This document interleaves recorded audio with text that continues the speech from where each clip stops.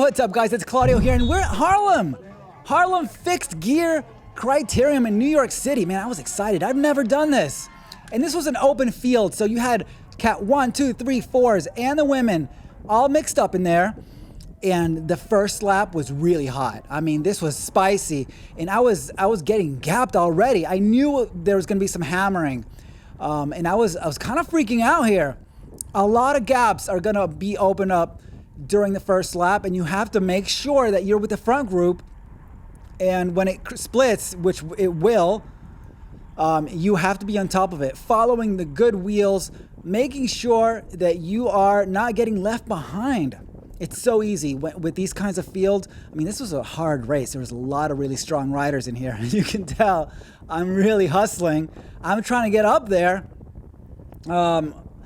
And I love this camera, man. This camera, it's great, but you're gonna see it's gonna fail on me in a minute. But this is a kind of criterium that where you can pedal through all the corners. They're not like real 90 degrees. They're like soft 90 degrees. You know, you can really pedal with them. You don't have to worry about striking your pedals or anything like that. So that was key. But again, look at these gaps. This is not good. I have to close it down. It's strung out. Somebody's hammering the front. Somebody's doing something, and I have to get up there. Now let's go over the stats. This is 34 minutes, average power 246, normalized power 266 watts, average speed was 26.2 miles per hour, average heart rate was 171 BPM. That was my heart rate. So it was intense. I did some work here, guys. And there was this real gnarly crosswind right here when the buildings are blocking it, but right here when we come across this open street right here, you get hit with a huge gust, and it was intense. I had to really hold my front wheel steady there. I have a 60 millimeter in the front. So we're 2 laps in, and now it feels all right. It feels like, okay, this is the group. This is what I got to stay with. But look up there. There are gaps, and it's still strung out. And I had fun here, man. I had a good time. It was kind of sketchy. A couple of crashes that you guys are going to see. You saw one at the beginning. And my gear ratio was great. I used 52. Oh, my camera's breaking off. 52-15. It's like a 93, somewhere 93.5, something like that. And here it is. Goodbye 360 camera. I got to take it out. The mount was about to break. It was so bumpy. There was just way too many bumps and potholes that I was hitting, and it almost broke off the camera mount. Anyways, we're gonna see the rear cam here, which is a lot of fun. You get to see everybody's face. So I'm finding my way through here. I'm trying to figure out. There's some water here, which was annoying because it felt like you were gonna you're gonna wipe out. Oh, there was a crash right there. Something happened. I don't remember what. I think it just was a little too hot on the corner. That's the thing with fixed gear, is that you have to manage your speed. You have to learn how to gauge your speed in the corners, because if you go too hot and you don't lean over enough, you can't just coast and figure it out. You got to kind of backpedal a little bit, and if you're trying to backpedal and turn at the same time, it's weird. So you got to gauge that. Gaps are being closed down here. Okay, people were really determined to close things down. Let's see where we're at. 26 miles an hour. Okay, cool. And we're just surfing. It's strung out. There's still gaps, and people are still trying to come back from just that one little crash. It created a gap, a whole situation. Oh man, still gaps. Still, that's painful. I don't think I had to close down gaps, but I did have to surge. Like right there, I surged to make sure I stayed with the front group after that little crash. And people just have to bridge that. It's intense. So fixed gear riding, it feels way safer than you think. We're 11 laps in. Way safer than you might think. We don't have brakes, but it's smooth. The braking situation in fixed gear or in road, people overuse their brakes, and that's what causes crashes. here the crashes were because of the corners and people overcooked the corners, and so they took themselves out. But in road, you'll see people just overuse their brakes and then create all kinds of problems all over the place, on the straightaways, on the turns, everywhere. There's just problems because of the overuse of braking. And I know this because I race road all the time and I overuse my brakes all the time. Here, there's nothing like that. I'm approaching 180 BPM. What am I doing here? Must have been something. Okay, we got an attack. We got people coming up. There were attacks, a lot of attacks. It got fast, man. People were determined to chase things down. People were trying to break away. So it was intense. I remember I had good fitness because I was coming from Tulsa with the previous weekend, so I was already kind of in that peak fitness area, which was cool. I felt it.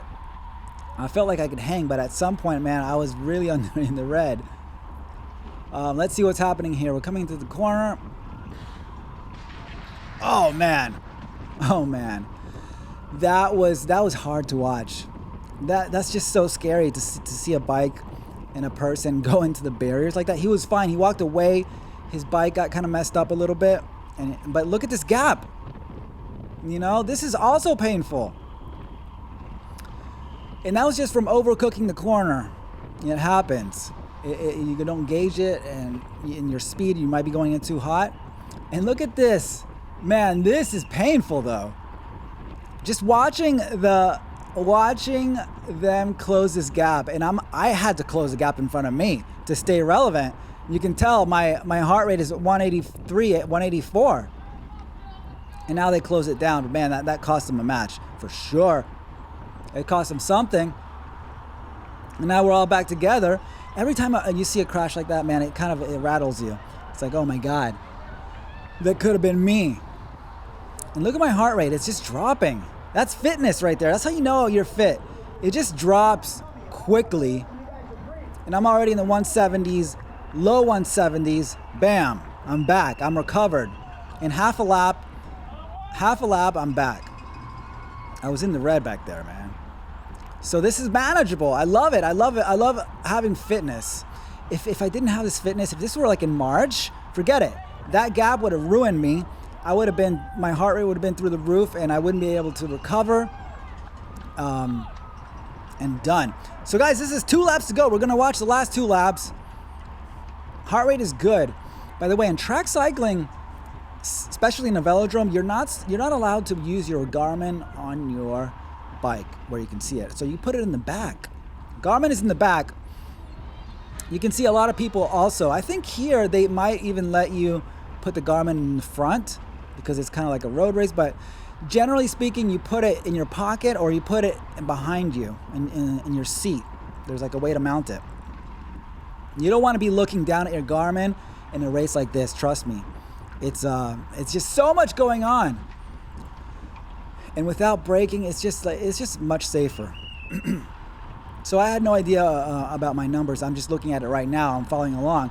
I see that my heart rate is recovered. It's good. 2 laps to go. I'm under 160. That's good. I must be in it looks like I'm in the top 15 here. And this is it's crunch time here. People are going to be moving up. People are going to be, we're getting into that last lap frenzy. But it's so important. In the last couple laps, you have to manage your efforts, because if 2 laps to go, you do a huge effort, that effort is going to stay with you until the finish line, and you're going to feel it. So I try to be as conservative as possible with 2 to 3 laps to go, because I know that effort, that final lap effort is coming, and it's going to be some huge watts, and I got to be ready for it. If with 3 laps to go, you had to close a huge gap for some random reason, or something happened that was unnecessary, like you got hit with a bunch of crosswind and you weren't drafting enough, that stuff is going to catch you on the last lap, and it's going to cost you. So you want to be as fresh as possible. It's so important. And I'm hoping, obviously we can't see what's in front of me, but I think I'm holding a wheel. I must be. Well, I must be trying to really, really hard. Who is this? Okay. We got Simon. So we were kind of on each other's wheel, and there's somebody in front of us, and we're really trying to go for it here. People are dropping back a little bit. Some people were pulling off the front. They were keeping it fast. 27. That's nice. Man, is this the last lap? I can never tell. I think this is like maybe 2 laps to go. It might be last lap. No, it can't be last lap. Is it? Is it last lap? No, it's not. This is the second to last lap. So we are, but it's fast. You know, you can tell people really want to get up there.